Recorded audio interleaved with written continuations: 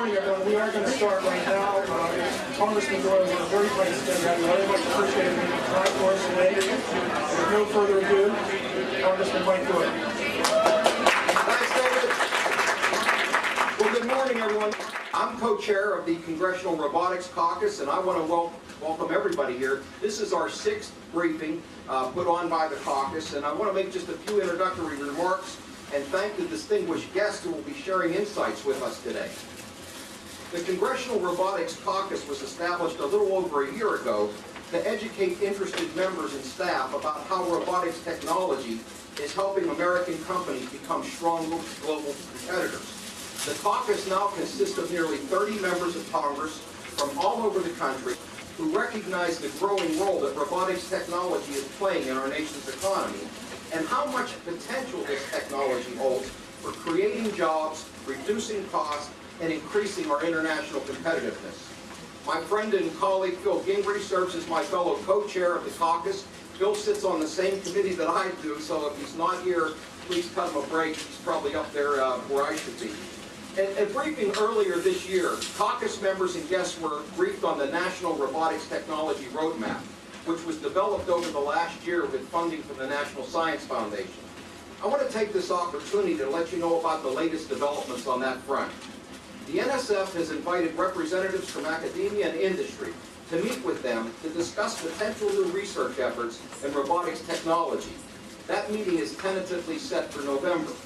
In addition, representatives from industry and academia have met with Tom Khalil, Deputy Director for Policy in the White House Office of Science and Technology Policy, and he has agreed to convene a summit of program managers from various government departments and organizations involved in robotics technology to discuss their common interest and the importance of robotics technology to their respective goals and objectives.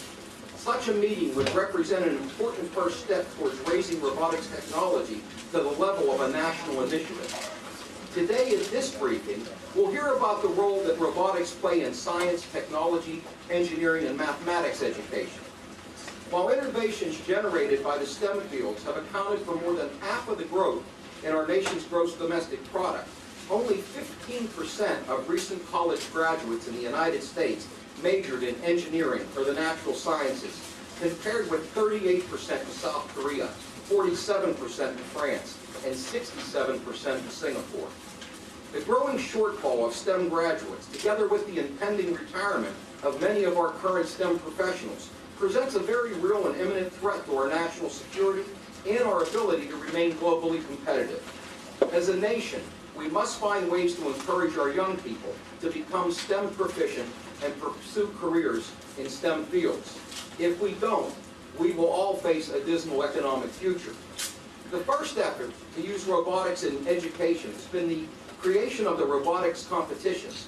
There are now dozens of robotics and unmanned system competitions across the country, spanning all levels of education and involving tens of thousands of participants from elementary schools to colleges. Moreover, there's a significant body of evidence that such competitions are proving effective and inspiring youth to pursue STEM careers. However, researchers are beginning to think that the robotics competitions could just be the tip of a much larger iceberg, and that robotics can and should go further and has the potential to revolutionize STEM curriculum and the way STEM is taught in classrooms. To address this need, government, industry, academia, and education leaders together must envision, devise, and implement an integrated set of programs that on a national scale promotes the use of robotics as a primary means of teaching STEM concepts. Such a national educational robotics initiative would provide support for the development of curriculum, for teacher development and support, for the purchase of materials, for participation in robotics competitions, and studies to quantitatively measure the impact and effectiveness of robotics education towards vastly improving K-12 STEM education. Our speakers on this issue today include Dean Kamen, inventor, physicist, and science and technology education advocate. Mr. Kamen is the founder of FIRST, which is an acronym for Inspiration and Recognition of Science and Technology, and DECA Research and Development. And of course, he's also the inventor of the iBot, the first insulin pump, and the Segway human transport. Quite a good speaker to have today. Crystal Johnson, the Executive Director of the National Science and Technology Council's Office of Science and Technology Policy, is here with us today also. We'll also hear from my good friend David Rupensberger, President and CEO of the Technology Collaborative. Laura Lyons, a former first student who went on to get an engineering degree from Princeton. And Carla Salinas, a former Fauché Learning Center student and robotics captain who's now studying at the University of Southern California. And as you've probably already noticed, we have on display university, high school, and middle school robot exhibits from across the United States. I want to thank our speakers for making their time in their busy schedules to talk to us about these important issues. I hope you find their presentations interesting and informative. I want to thank you all for coming and thank you for your interest in this important issue. I hope you'll join us for future briefings on robotics as well. And I do apologize I have to run, but have a great session and thank you.